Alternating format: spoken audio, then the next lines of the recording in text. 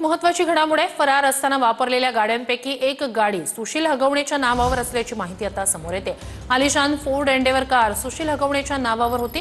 Baleno Ashish Shinde तर थार गाडी ही संकेत चोंधे यांच्या नावावर असल्याची माहिती समोर येते।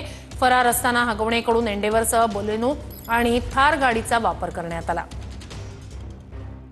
वैष्णवी हगवणे प्रकरणातील आरोपी राजेंद्र हगवणे हा गुन्हा दाखल झाल्यापासून फरार होता। तो विविध गाड्यांमधून जो आहे तो अनेक ठिकाणी जो आहे तो फिरून आला। इंडियावर जी आहे ती या हगवणे कुटुंबांच्या नावावर आहे। म्हणजेच तो जो सुशील राजेंद्र हगवणे म्हणजे राजेंद्र हगवणे यांचा मुलगा जो आहे तो याच्या नावावर आहे। तर त्या दोन बलेनो असेल किंवा थार असतील ह्या दुसऱ्या मालकाच्या नावावर असल्याचं जे आहे ते समोर येते। आपण पाहिलं तर ही जी थार गाडी जी आहे ती दुसऱ्या नावावर म्हणजेच संकेत नरेश चोंदे जे आहे ते याच्या नावावर ही गाडी असल्याचं जे आहे ते आपल्याला समोर येतं। याच थार वाहनातून तो वडगाव मावळ परिसरात असलेल्या या तांबडा पांढरा या हॉटेलमध्ये जे आहे तो मटणावर ताव मारताना पाहायला मिळत होता। MH12 SY 1123 असं या बलेनो गाडीचा नंबर असून त्याचा मालक आशिष शिंदे हा राष्ट्रवादी काँग्रेस